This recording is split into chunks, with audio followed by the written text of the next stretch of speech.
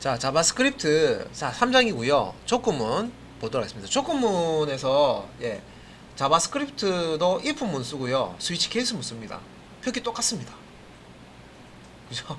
아, 똑같아가지고 보면 코드를 보면 이거 자바스크립트인가 C인가 또 이제 자바인가 그럴 수도 있어요. 그래서 이제 요 조건문 자 if 조건문 기본 형식인데 if 다음에 소갈로 나오고요. 불값이 나오는 표현식 여기 이제 조건식이 오는 거죠. 다음에 이제 중괄호 열고 중괄호 닫고 if 블럭입니다. 요 if 블럭은 요 조건식에 자 true값이 나오면 요 if 블럭을 실행하는 거죠. 그러니까 기본 제 if 문이죠. if 조건문입니다. 기본 if 조건문. 자 동일하고요. 그 다음에 if 조건문을 쓰는데 자 여기 이제 거짓일 경우 이제 뭔가를 또 처리해야 될 내용이 있다 그러면 if else 조건문을 쓰시면 됩니다. 이것도 이제 마찬가지입니다. 자바에서 쓰는 그 형식하고 같습니다. 그러니까 if 다음에 소갈로 이렇게 나오고요. 불값이 나오는 표현식 조건식이 나오고 참이면은 if 블럭을 실행하고요. 뒤에 else 블럭 있죠? 요 if 요 조건식이 거짓이면 불리언 값이 false가 나오면 else 블럭을 실행하게 됩니다. 그래서 그런 예제는 실습할 때 한번 볼 거고요. 중첩 if문이죠. if만은 if문 들어가는 거. 이것도 이제 C 언어나 자바에서 설명드렸던 거하고 마찬가지입니다. if문은 if else 문 있으면 if 문 블럭 안에도 if else 문 넣을 수가 있고요. else 블럭 안에도 if else 문 넣을 수 있죠. 그래서 또 넣으려면 또 넣을 수 있습니다. 그죠? if 블럭이든 else 블럭이든.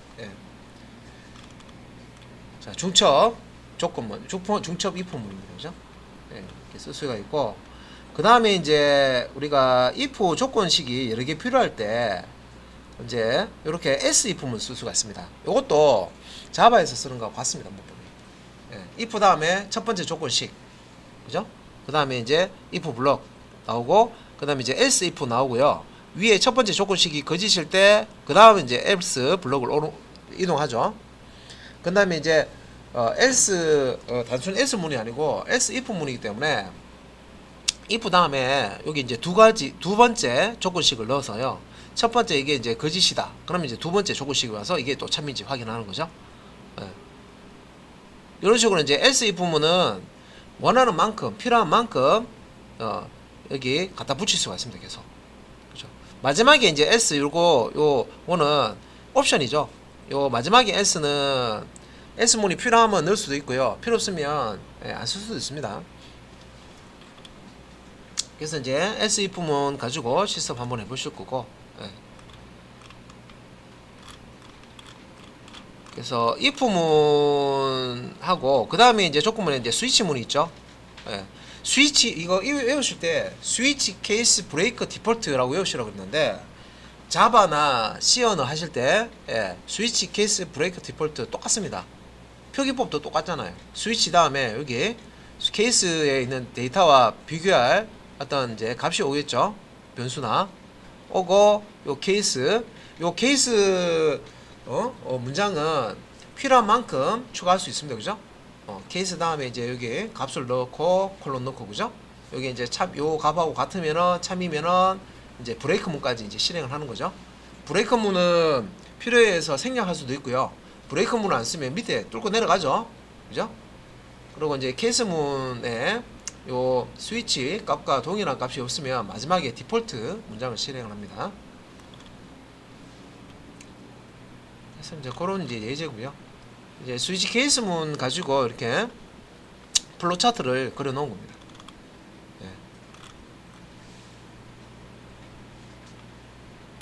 그 다음에 이제 조건 연산자라고 해서 사막 연산자라고 하는 부분이죠. 자, 우리가 이제 사막 연산자라고 조건부 연산자로 되는데 사막 연산자 중에 if 조건문하고 비슷하게 생긴 거 있죠.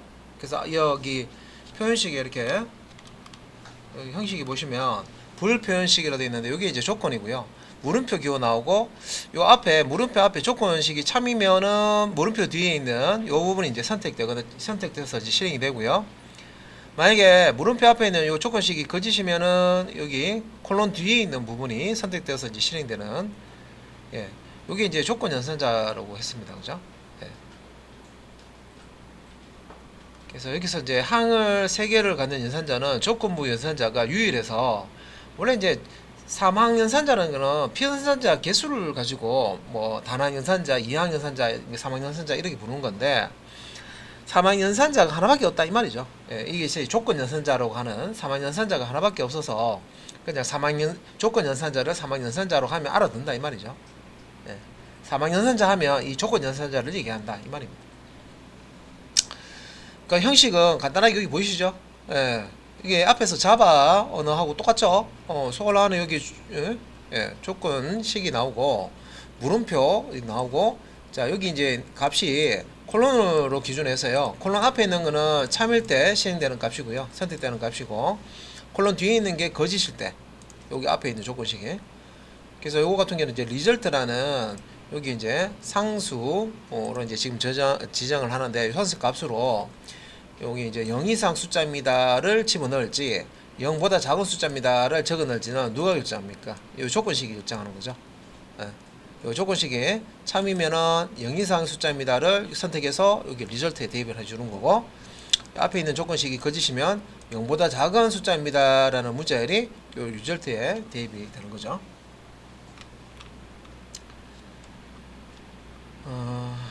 자, 스위치 조건문과 짧은 조건문. 짧은 조건문이라는 용어가 나오는데,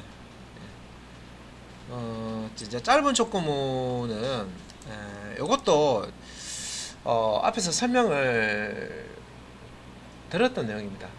그래서 AND 연산자하고 OR 연산자 사용할 때, AND 같은 경우에는 앞에 있는 값과 뒤에 있는 값 다 참이어야지만 전체가 참이죠. 그런데 앞에 있는 값이 거짓이다. 그럼 뒤에 볼 필요도 없죠. 네. 자, 자동차를 검사하고 있어요. 제일 처음에 먼저 검사하는 게, 예를 들어서, 자, 사람이 이제 운전을 해야 되니까 문을 열려고 문을 탁 잡아서는데 문이 턱 떨어져 버려요. 그럼 처음부터 불량이죠. 예. 다 볼 필요 없죠. 불량이잖아요. 그죠? 다시 수리를 해야 되겠다. 예. 데려 보내면 됩니다. 그죠? 그래서 얘가 AND 같은 경우에는 앞에 요 조건식이 거짓이 펄스 값이 나오면 뒤에 거 볼 필요도 없습니다. 예. 왜냐? AND 같은 경우는 둘 중에 하나만 펄스면 다 펄스가 나오죠. 그죠? 예. 둘 다 true가 나와야지만 결과가 true이기 때문에. 그래서 이제 그런 식으로 이제 작업을 실행이 된다 이 말이고요. OR 같은 경우에는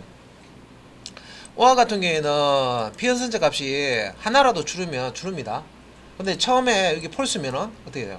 뒤에 있게 혹시 true 값이 될 수가 있으니까, 요 앞에 게 피연선제 값이 펄스 값이라도 요 OR 연산자 뒤에 있는 값이 true 값이 나오는지 확인해 봅니다. 그죠? 그런데 OR 연산자도 앞에 나오는 이 값이 true 값이 나와버리면 뒤에 거 볼 필요 없죠. 왜? OR 같은 경우에는 하나도 true면 true잖아요. 실제.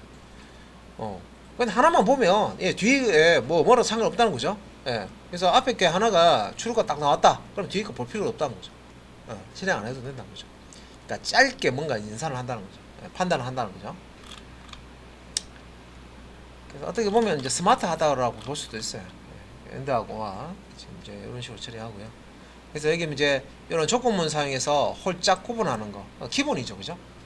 우리가 나머지를 가지고 홀짝 구분하면 되는데, 얘는 나머지 가지고 처리한 게 아니라, 자, 끝자리가 0이냐, 끝자리가 2냐, 끝자리가 4냐, 끝자리가 6이냐, 끝자리가 8이냐, 요거 가지고 홀짝 구분하는 겁니다.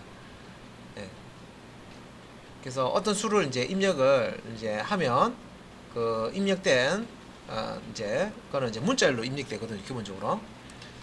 그래서 이제 문자열의 이제 길이가 나오면 거기서 이제 빼기 1을 해서 이제 요거 이제 인덱스로 쓰는 거죠. 빼기 1을 해서 이제 마지막 그 입력된 마지막 숫자, 제일 뒷자리에 있는 숫자를 끝자리 값을 가져와서 끝자리 값만 비교하는 겁니다. 끝자리 값이 이제 0인지, 2인지, 4인지, 6인지, 8인지. 그래서 숫자로 변환하는 건 없고요. 예, 문자열로 넘어왔는데 여기서 이제 인덱스 사용해서 문자열에서 한 글자만 추출을 해서 마지막 글자 추출해서 이렇게 이제 자 이런 식으로도 홀짝을 구분할 수 있네요, 그죠? 그래서 0에서 8 사이 요 이제 값이면은 짝수고 이 값이 아니면은 홀수겠죠. 그다음 이제 스위치 케이스문 사용해서 홀짝 구분하는 거 이렇게 만든 거고요. 요거는 이제 퍼센트 기호 이게 모두 연산하는 거죠. 나머지 연산. 그래서 일어나는 나머지 값이 0이면 짝수고 그렇지 않으면 이제 홀수죠. 요거 스위치 케이스문 사용해서 if문 요거는 지금 if 문 사용이네요. 그다음에 학점 구하는 거를 이렇게 이제 조건을 이렇게 주고요. 이제 여기 학점마다 문구를 이렇게 정해놓고 해당 학점에 이런 문구를 넣어주는 거예요. 4.5 이상은 신, 4.2에서 4.5 미만은 뭐 무슨 사랑 뭐 이렇게 놓고 그죠. 네. 이런 식으로 제일 마지막에 빵점은 시대를 앞서가는 혁명의 시한 식으로 칭찬해 주는 거죠, 그죠? 네. 자 여기 이제 밑에 자 그런 이제 코드들. 여기서 이제 else if문 쭉 나오고 그죠? 중첩 조건문 이렇게 사용한다 되어 있습니다. 요거 가지고 이제 학점 처리하는 거 만들어 놓고요. 자, 요거는 이제 실습할 때 한번 보고요. 요거 이제 요거는 태어난 연도를 입력받아서 띠를 계산해서 출력해 주는 겁니다.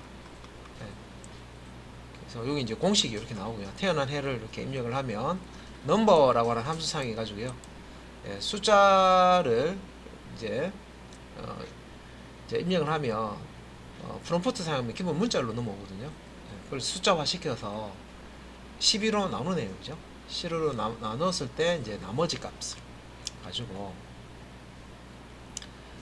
0으로 딱 나눠 떨어지면 원순위, 나머지가 1이면 다 이런 식으로 이제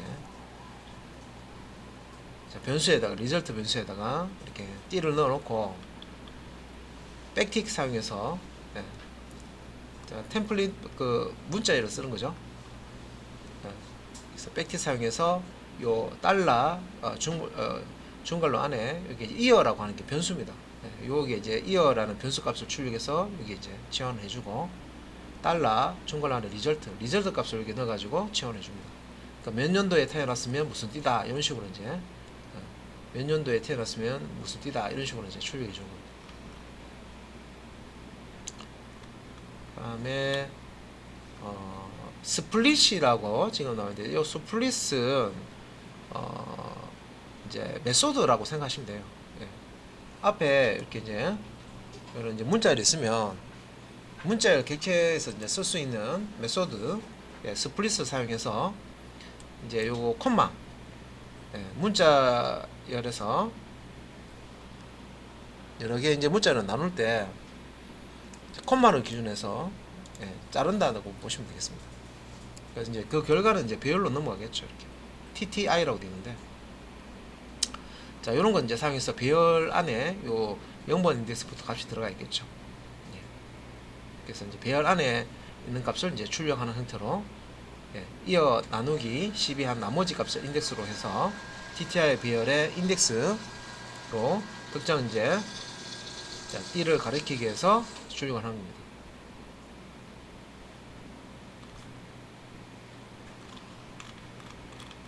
그래서 지금 이제 이렇게 3장에